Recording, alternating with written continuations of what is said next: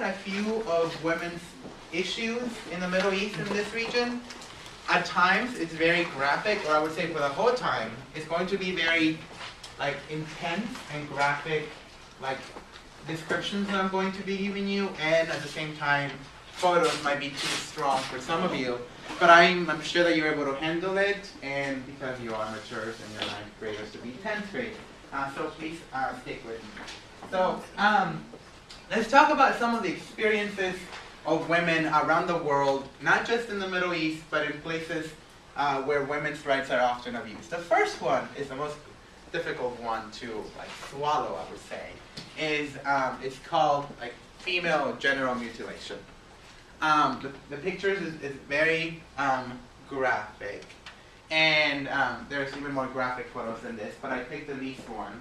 And just like as the title calls it, female genital mutilation. Does anybody has heard of this before? If you have heard, raise your hand. Female genital mutilation. And can you explain it to us what it is, Eric? No? I can't explain it without getting too graphic. Okay, well then I'll do it. I'll try to explain it to you. So female genital mutilation is just like the title says it. It's a removal of the female genitals at a very young age. It happens actually from like 3 weeks after you're born to it can happen as the old one right before you're hitting puberty. And this is a very common practice in a lot of the regions in the African continent and in the Middle East region. And it's a very traumatizing, very painful experience for girls. And it's done, can somebody like think of why this would be done on girls? Why, Anna? Possibly, so they maybe couldn't have children. What else could this signify? Like removing part of your genitals as a female. Manette? Could it be like males have the power, or like? Yeah. That's how I see it. Yeah. Mm-hmm. Like exactly. Like you are like we're taking total control over your genitals, over your sexuality, to show you that you are submissive to men, to show you that we dominate society. Like if a father wanted full control over his daughter and didn't want any guy to be with her, would he do that? Correct. So yes, that's how it's seen. It's like, and it's very well supported by women and men in this region. It's something that has been normalized to become the norm, something to become a cultural tradition, a cultural practice. Monette. So, but it's not done to every female, right? Because Well- then how would they have kids? Right, exactly. So not every female is done. It is up to the family whether they want to do it or not. But the number that I found when I was looking at this is that over 125 million girls and women have gone through this procedure. That's a lot of women that have had their genitals removed. And now, if you look at this photo, you can tell that it's at the Renaissance in McAllen, right? Very fancy, fancy bed, medical conditions are perfect. They're not. Like, this is like very low standard of medical procedure with no sanitation, with no type of like actual medical knowledge that could prevent You can from. probably do it outside their house. Well, I mean, if you look at the ground, like it's just like, let's do it right here. Let's do this right away. Kind of like when you're killing a goat or you're killing a chicken right outside your house. And then over here he's saying yes. So you have a very like horrible, horrific experience for women and girls in this part of the world. Now, what do you think this affects? Like, what would this lead to affecting like women's experience in this region? What would it, like, if you were to talk about like the different numbers we look at, like literacy rate, birth rate, how would this affect those numbers? Desire? Lower birth rate? Lower birth rate could possibly. What else could this affect? Monette? Could this lead to higher death rate? Higher death rate for girls or young infants. What else? Albert? Lower literacy rate. Why? Because if they're doing that, then that means they're probably not very, I'd say modernistic. They're educated. They have just their culture. Yeah, you probably have a very low level of education in this community, right? Probably. Yeah. What else? One more. Give me one more. Patrick. The infant mortality. The infant mortality probably would be higher. And one more. Hey, so can I say a comment? Yes. I was watching the speech that about gays and lesbians, and one of the lesbians said that that's why some lesbians are lesbians because they believe that girls should have more power and stuff like that. Oh, so like the empowerment of them of their sexual, yeah, absolutely. But like the life expectancy of women too could also have been decreased with this, right? So very horrific, and like I said, it can happen from like the moment you're born, like 3 weeks to like around your puberty time.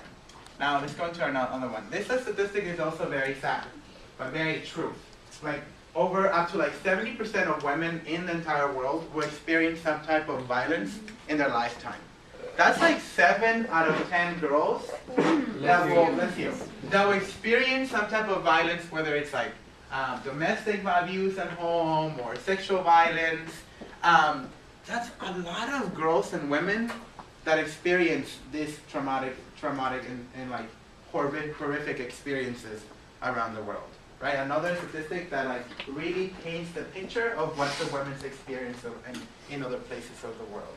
And another one that I knew, that I found out is like 1 out of 4 girls, which is a very sad statistic too, will experience some type of rape or sexual assault. 25%. That's a very high number, right? Very, very high number. And then this one, also very powerful and very tragic and intense, is that in a lot of these places of the world, there's conflict and war happening in there. So when you have war and conflict happening there, oftentimes women are the most easiest target to get to and abuse the most. And they're often the most like the victims in conflict and war.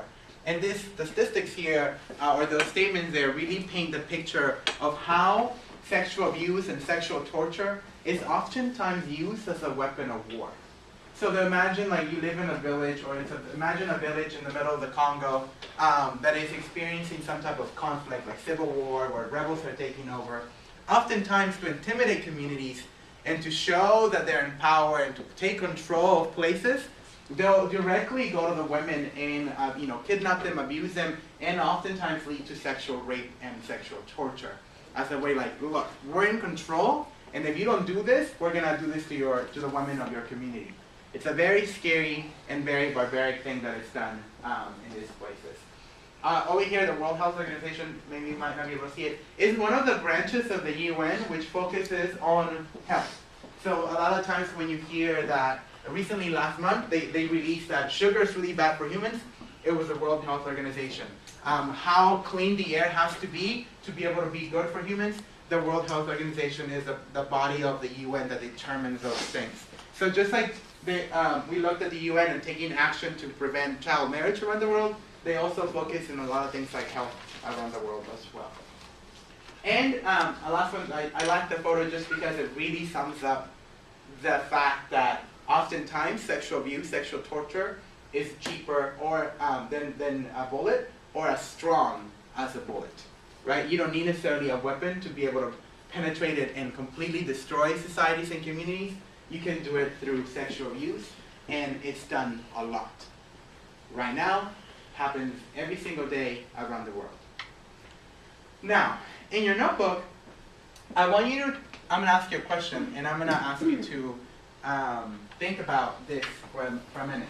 Like, what do you think leads to this happening to girls? What does that country have to go through or be experiencing for this to take place? Think about it for like 30 seconds. Like, what could be happening here that leads to like maybe female genital mutilation to be a normal cultural practice? Like, what does the country have to be experiencing? What type of environment would you have to have here for this to be taking place and to be normalized? I'll give you 30 quiet seconds for you to think about.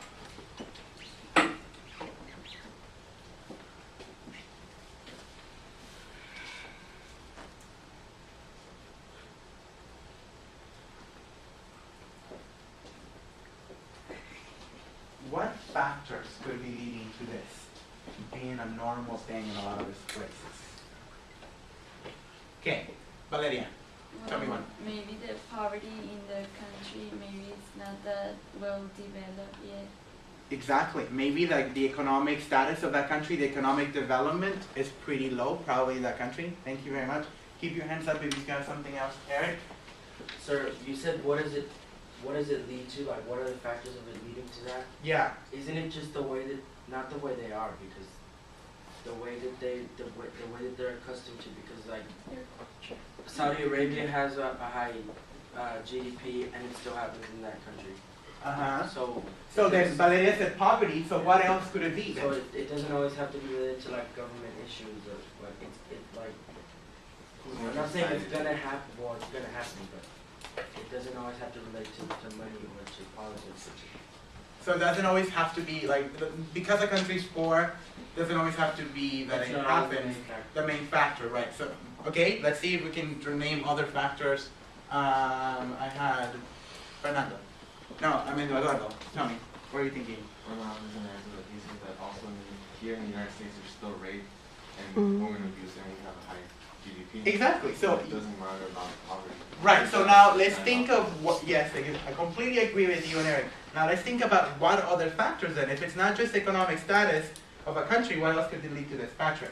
Could be the men wanting to show dominance to like other men Mm-hmm. by raping their daughters or wives when they're at war or something. I agree with you, but what factors are making men think like that? Desira. Wait, what was I gonna say? Oh, I forgot. Sorry. Okay, Brian. Their culture. Their culture, yes. Their culture too. Albert. The way they were brought up since they were children. The right, like, The like morals. maybe the morals, the cultural morals. I was gonna say education, the way like it's not just from like immediate family, but it goes way back to what they were taught, and then they teach their generation. Yes, very true. Desira. Oh, I remember. Like if they have a like weak law enforcement kind of, like no one could tell them it's wrong. Yes, exactly. Like, so we have economic reasons, factors. We have political reasons, right? A lot of your countries in the UN said, like, we don't agree with child marriage, but we can't control it. Like, we don't have enough police officers, security officers to be able to control this, right?